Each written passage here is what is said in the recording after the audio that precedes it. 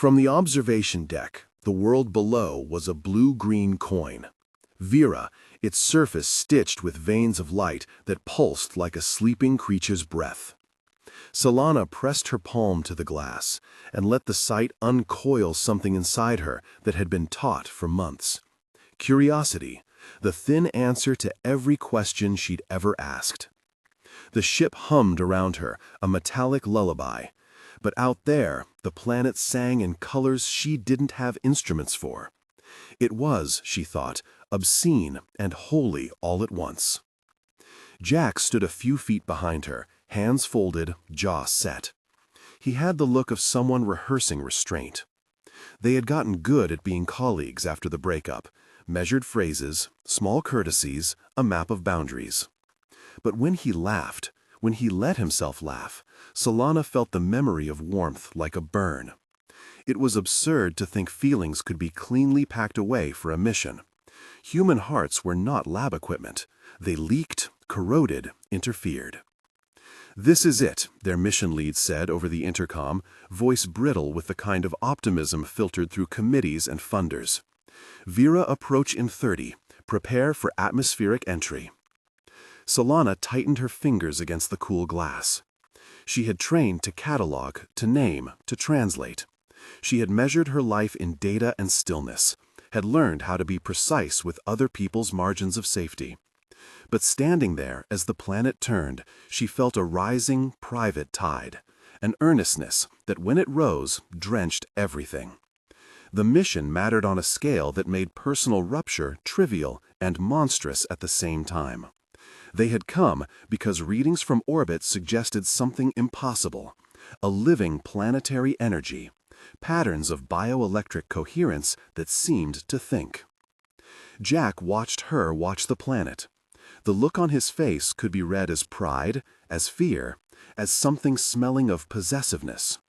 He had been protective in the gentle ways once, the way he remembered her coffee order, the soft way he interrupted her panic with a hand on her forearm. Now his protectiveness was a shadow edged by something sharper. He had every right to guard himself. She had every right to guard the mission. The two rights had already begun to collide. After the initial checks and the descent, engines throttling, the hull shaking like an animal finding its footing on new soil, the forest opened beneath them. Veera's canopy was not green in any simple way. Bioluminescent filaments dressed trees in blue lavender halos. Fog moved like a thinking thing. The air had a presence. It smelled of iron and honey and something floral like a memory sunlight kept in its pockets. Portable sensors reported breathable composition. They reported energetic fluctuations that made Salana's chest ache with anticipation. The team stepped into a world that answered to touch. Their boots sunk into spongy moss that glowed where pressure met it. Photons seemed to bend around living architecture. The air had a presence. It smelled of iron and honey and something floral like a memory sunlight kept in its pockets. Portable sensors reported breathable composition. They reported energetic fluctuations that made Salana's chest ache with anticipation. The team stepped into a world that answered to touch. Every step left a brief filament of light, as if the ground were writing their progress into itself. It was intoxicating and serious. For a scientist, the mix of wonder and duty was a double-edged scalpel, inescapable. Salana cataloged in her mind even as her senses drank.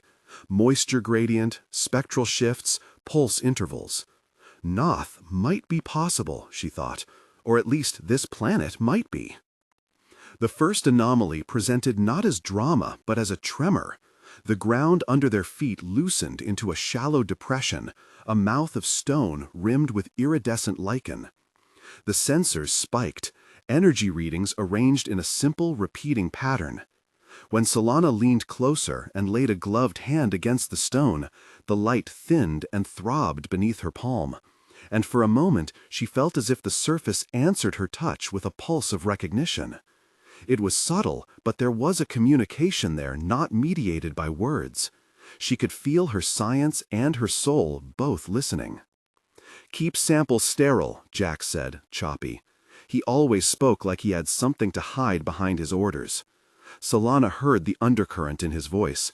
We've always meant something to each other, and now there's a third thing roughing up the edges.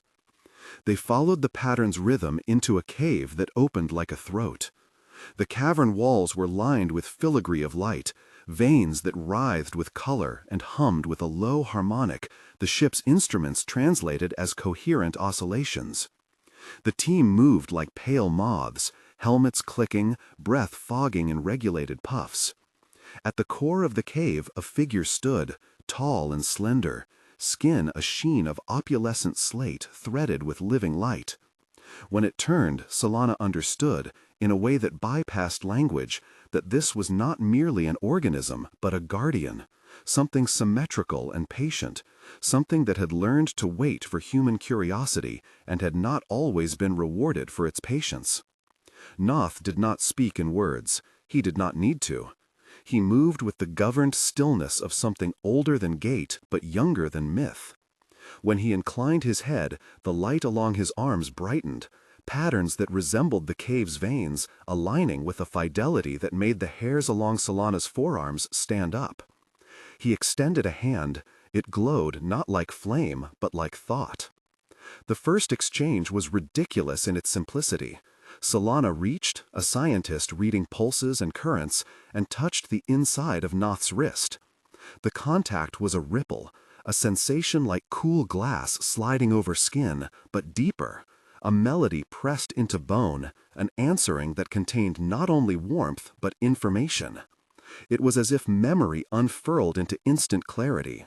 She saw, for a sliver, the idea of the planet's circulation, the way light fed root and fungus, and the slow, patient arithmetic of a world that thought of itself as one organism. She felt permission and invitation. Noth's touch on her palm was a translation that bypassed syntax.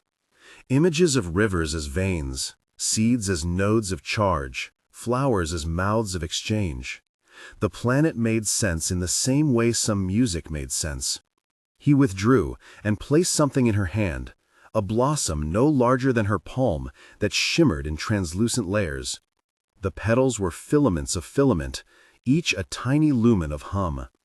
It was not a gift in the human sense so much as a sharing. Nath let the bloom rest there, and Salana's fingers curled instinctively around it, like a vow. Jack watched, composed, but his eyes were hard. The thing in his face was not only jealousy, it was also fear. What did two beings sharing something mean for the human claim to that something? Jack's anxiety tightened like a fist in the pit of his stomach. He wanted to be the one who carried the mission forward, that would secure his name, his place, the narrative that made him feel whole. Salana understood him well enough to want to try to explain. It wasn't abandonment to touch the world. Science needed not only detachment, but willingness to feel, to enter the system.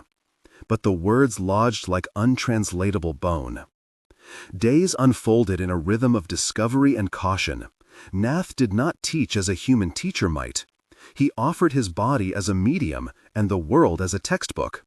He guided them to pools where the water memorized the oxygen gradient of every creature that bathed in it. He introduced a fruit that tasted of the sea and was alive with small electrical sighs. Each time Salana allowed the exchange, a hand on a bark, a palm on a pool, she collected both data and a thread of intimacy. Information and comfort braided. The planet's pulse matched hers in certain areas and nudged it in others. She grew hungry for the clarity that came through Nath's touch, for the way complex systems arranged themselves into immediate comprehension. The team recorded and documented. Data sets grew. The upper brass sent congratulatory messages tempered by questions about ethics and ownership. Salana wrote notes that were clinical, then folded them into her journal, where she allowed blanks and adjectives. In the quiet hours, after everyone slept or pretended to, she would wake and think of Nath's touch, of the feel of light pressed into skin. It was not erotic in the overheating way of human lust. It was a need of another tenor, like the need to breathe. It made her tired and awake at once. Jack's distance broadened. He excused himself to work late on instrumentation and came back skeletal with theories that hung on the edges of paranoia. He questioned small decisions at meetings. Why did Salana prefer to run a particular test? Why did she need to be at the center of the contact? His critiques were professional-minded, but they were also arrows. Salana tried to answer as she always did, fact by fact, but there were parts you couldn't articulate. How do you explain the sensation of being held by a planet's attention? How do you make someone understand the way a living ecosystem offered not only data, but solace? One night, Jack followed her into the grove without asking. The grove was a place Nath had led them to when rain had come and cleared the air with a silvering hush. Bioluminescent ferns framed a shallow basin where light gathered like a narrative's punctuation. Salana had gone alone, ostensibly to take readings, but also because the grove's hum matched the low key of her pulse in ways the lab never could. He stepped into view like a storm that had dressed itself in human shape. His voice was low, and the words were small but edged. "You left me out of the loop, S," he said. He used the old nickname they'd only let each other use when the world was safe. It landed like a stone. "You didn't ask," she replied. "You were busy with the orbital calibrations." "Was I?" He laughed without humor. "Or did you?" He broke off. The rest settled between them like dust. "Jack." She put a hand on the nearest fern, and the plant brightened under her touch. It was an absurdly intimate demonstration, and she knew it. "We're not in a soap opera. This is a mission." "This is everything you always wanted," he said. "And now the planet gives you back that feeling, and it's like," he exhaled, "you forgot we ever existed?" "I haven't forgotten," she said. "I can't forget. I just—" She tried to find the right grammar for loyalty that could hold both a person and an idea. "There are ways to do this badly and ways to do this responsibly." He stared at her. There was a moment when she caught herself pitying him. Jealousy hollowed men in different ways. His had scoured out humility. But she could not afford to pity him in a way that would let him be dishonest to himself. The team depended on a clear head. "I need you to trust me," she said. His answer was not trust. He left, and the echo of his boots made a map of distance in her chest. Salana thought she could compartmentalize, but feelings do not submit to neat drawers. In the days that followed, Nath's presence became not merely a research variable, but an axis around which her nights turned. Nath showed her how the energy moved from root to leaf to fruit, in patterns that spelled philosophy without grammar. When she emulated the touch he offered, she saw systems fold and unfold like the pages of an organism's memory. The gifts he gave, flowers that pulsed knowledge, leaves that hummed, were not romantic tokens. They were acts of information sharing, but they carried tenderness in the way hands offer what they value. Nath watched Jack with the same calm he brought to everything. He registered mood as a shift in the team's harmonic pattern. Sometimes Salana thought he noticed people's fractures as you notice a hairline in a pane of glass. It was not that he understood human jealousy. He read patterns and offered balance. It reassured her and unsettled her, because balance came in forms that were not human predictables. He could gather information in a way that warmed and stitched. And when he touched her, it felt like home, in a dialect that had fewer sentences and more revision. Jack's reaction to Nath's involvement went from subdued grievance to a plan that tasted faintly of desperation. He began staying awake through the ship's night cycles more often, pretending to monitor systems while he scrolled archived mission logs and old comms. He kept his hands busy, the way men do when their hands want to break something. Salana caught him once in the cargo bay with a small tool in his palm, examining it as if he were trying to deduce a way to tamper. When she asked him what he was doing, he smiled, a thin private smile, and lied that he was ensuring the sample lab filters. There was a part of her that wanted to forgive him. Jealousy is an animal that walks people down paths they would not choose in daylight. Then one dusk, when the light in the grove slanted like the spine of a promise, Nath guided Salana to a hidden basin. The place smelled of wet stone and something like citrus and old leaves. The plants here kindled in blues and pale golds, casting small, improbable constellations at their feet. Nath's skin shone faintly in sympathy with the surroundings. He placed both hands on a smooth stone at the basin's edge and then looked at her, not as a stranger, but as a question he wanted to answer. "I shouldn't be here," she thought, and she thought it with the kind of honesty that unclothed her private rules. There was the mission, the procedures, the watchful eyes of the team and the ethics committees. The possibility that human bodies could be vectors for change in ways that would compromise the science. There was also the intimate matter of what she felt when Nath's attention set its hinge on her, an aching that was less physical than existential, as if some part of her had been waiting to be known by a thing that did not insist on belonging. Nath's approach was a study in patient closeness. He did not reach for her with the possessive reach of a human grasp. Instead, his movement was a syllable in a larger melody. When he held out the glowing blossom again, it was not an offering alone, but an extension of the planet's nervous system. He lowered his head by a fraction, and light spilled from his brow in a pattern that mirrored the pulse in Salana's wrist. He did not demand consent with words. He asked with the gentleness of a creature that had learned to ask by aligning. "You shouldn't be touching me, but I need this," she admitted, as he moved closer. The words were a concession and a confession. They were a line she had rehearsed in private and then found impossible to keep from the air. He had moved like he came to a place where consent was possible as a negotiation of energy and will. Her voice was small in the grove. The sentence hung between them like a fragile arc of code. Nath's response was not speech, but an answering touch. When his fingers finally met the back of her hand at the bloom's stem, there was a sensation like cool sunlight settling into muscle. It felt like being read aloud and finally recognized. Salana felt the planet's memory move through her like a tide, rearranging some internal consideration into clarity. She did not melt, she chose. Consent in that moment was not absence of hesitation, it was the presence of choice.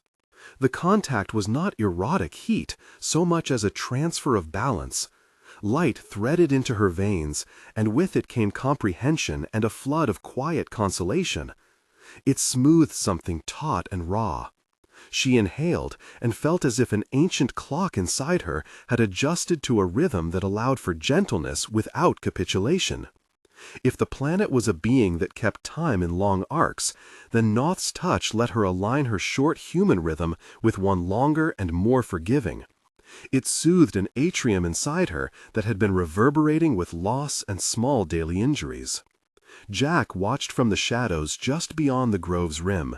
He should have been out of sight. He should have stayed with the rest of the team, but he had not. Instead, he had parked himself behind a ribbon of ferns and felt the world compress to the size of his rage. He saw Salana accept the bloom. He saw Noth's hand on her skin.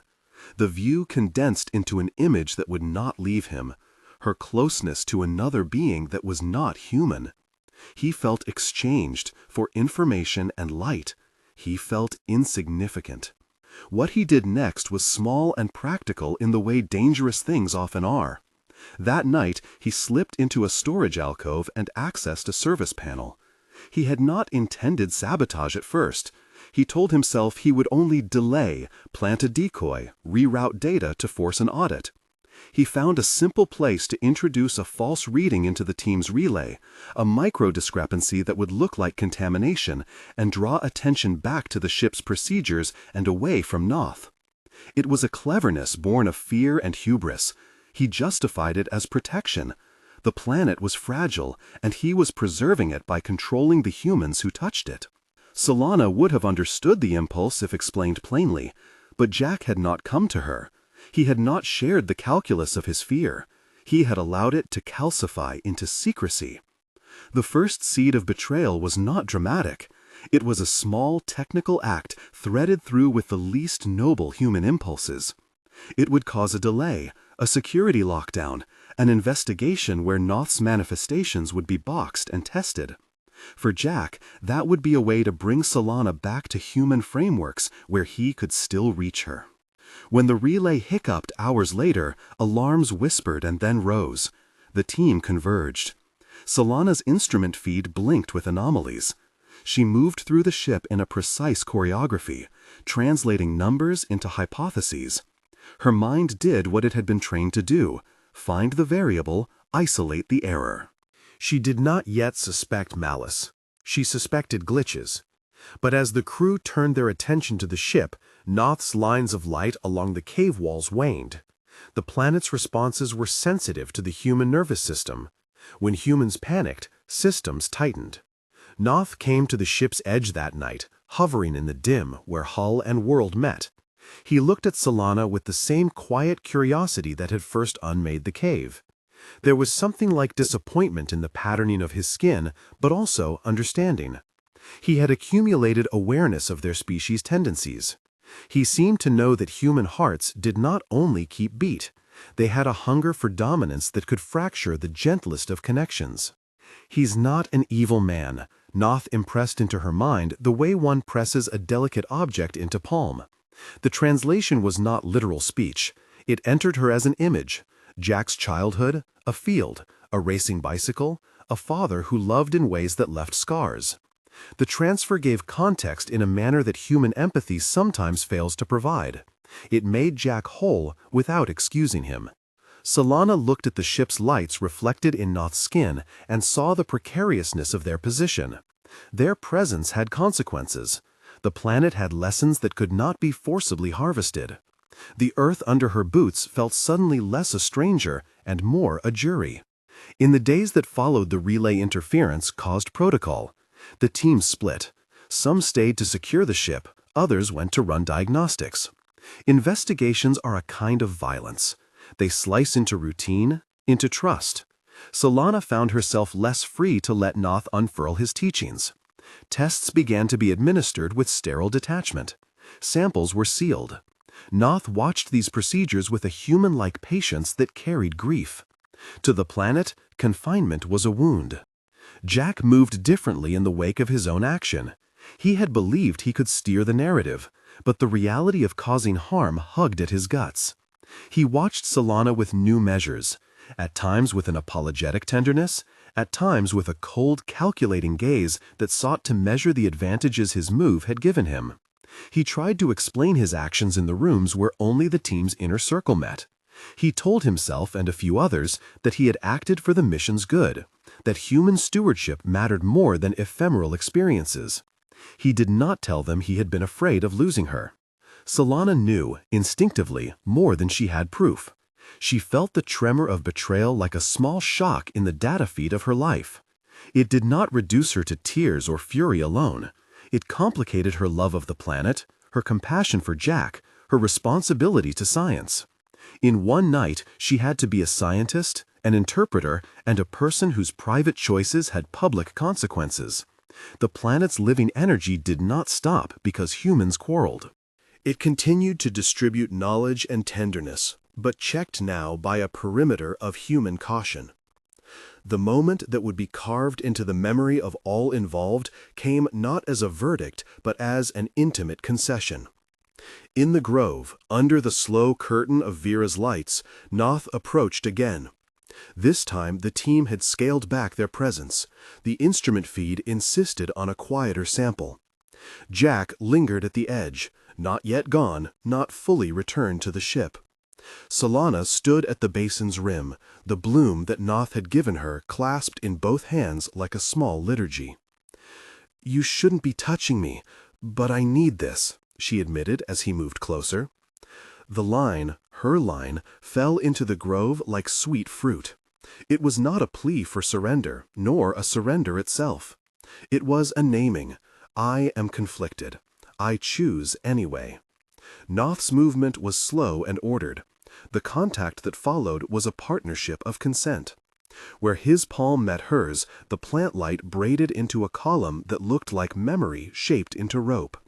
It was not sex. It was an exchange that rewired something protective in Salana's nervous system. She felt steadiness infiltrating her, a calming that did not negate the pain of betrayal but made it bearable. Jack watched, and something in his eyes broke. Not the dramatic break of a villain undone, but a quieter fracture that could be the start of good or ruin. He turned away then, suddenly, and walked back toward the ship. Whether he sought to repair what he'd done or to double down on his steering of events, Salana could not tell. His silhouette receded into the ship's lights like a small storm. Within the team, the consequence was immediate and complicated. The data from the Grove had changed. Noth's bond with Salana left traces on sample readings that were both spectacular and problematic. The Ethics Board's preliminary protocol update suggested triangulating human contact and limiting tactile exchanges until a full review. That language sounded clinical, but it meant separation. Separation meant that Noth's opportunities to teach would be reduced. Separation meant a slower route to understanding. Noth did not resent the rules, he simply adjusted his patterns. He could not be contained, but the human need to categorize had its slow, inevitable triumphs. Salana's bloom dimmed as human procedure cut in. The contact had given her strength and more data than any instrument, but it had also made the mission's politics raw. She had chosen, and her choice had altered trajectories. There was, in the immediate aftermath, a strange tenderness between Salana and Noth that required no human permission. They sat together on the basin's rim once more, not touching at first, but sharing silent observations. Noth pressed his palm to the stone beside her, and the filigree lights arranged themselves into a cosmos that looked like a map of human forgiveness. He did not offer to erase what Jack had done. He offered instead understanding that the world could be both dangerous and patient. Salana thought of Jack then, of how men break against their better selves when fear becomes command. She did not justify his actions, she cataloged them. She understood that love does not protect people from the cruder impulses of self-preservation. She also understood that mission and heart had to coexist. She had chosen to accept Noth's touch. She had not chosen to hurt Jack. The two realities could be true at once. Jack's plan, for all its minor success in drawing attention away from Noth, had consequences he had not predicted. An audit of stored samples turned up discrepancies that suggested tampering. It did not point to him alone, but the trail of small inconsistencies led back to decisions he'd made. The team began to question loyalties. People started looking at one another with new skepticism. The fragile trust that had allowed them to conduct research on a world with a mind became a contested resource. On the final night described in the mission logs, as their orbiting relay hummed with transmitted data and Veera glowed like a made thing outside, Salana stood with Noth at the ship's rim. She had a prospectus in her pocket and a grant proposal in mind, but those were scaffolding. What mattered in that moment was that she had made a choice and named it out loud. The planet's energy thrummed as if answering an old question. Noth leaned his forehead against her hand in a gesture that, to human eyes, looked like a bow. He did not promise to fix what's to come. He simply joined with the energy sharing he'd initiated, offering salve. Salana closed her eyes and let the sensation wash through, measured and warm. She thought of Jack, who was somewhere below, carried by the consequences of his fear. She thought of the rest of the crew who would have to make hard decisions about access, about what it meant to cross into a being's inner life and come back with human needs altered. The planet, the thing at the heart of it all, continued to breathe. It had been altered by the presence of humans in ways small and large, and the humans had been altered in return. The next steps would be messy, necessary, and ethically thorny. There would be hearings, debates about whether their presence was more conscription by curiosity than true consent. There would be press releases shaped like shields and stacks of funding requests with precise margins. None of those official things could entirely map the private truths. That Salana had been seen in a way that had steadied her and frightened Jack. That Noth had been gentle in a language without words. That jealousy could occasion betrayal even when love lingered. Salana walked away from the basin with the bloom tucked carefully into a specimen pouch. It would be catalogued under chain of custody, written about in papers and footnotes. But a part of it would always be memory's property. The way Nath had arranged light across her skin, and the small sentence she had spoken into the grove. Saying, "I need this," had been both humility and a claim. It had been an act that shifted loyalties and opened fractures that may one day heal or widen.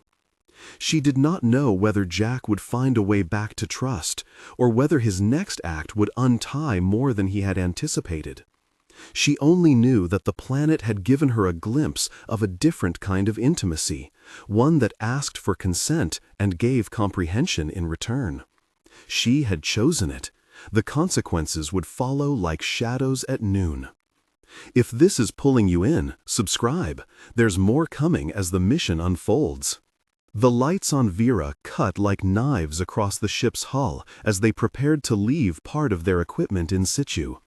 The team muttered among themselves, anxious and exhausted. The debate over whether their contact had been ethical had only just begun. Jack packed his tools with a kind of deliberation that felt too purposeful to be entirely accidental. Salana watched him for a moment and realized that the real danger was not in the planet, but in people who chose actions to keep what they loved by breaking a larger trust.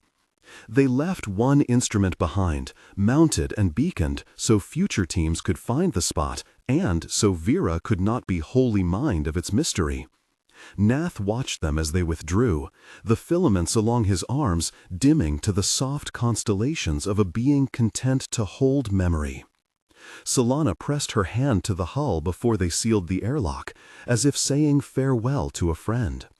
The light on her fingertips lingered like a promise. Jack stood a little apart, shoulders squared. He did not look like a man redeemed, nor like a man utterly damned. He looked more like someone who had stepped into a moral swamp and was trying to find a path out without drowning. The crew logged and debriefed. The moral calculus of exploration, what to take, what to leave, who to include, was no neat ledger. It was a messy human thing, as always.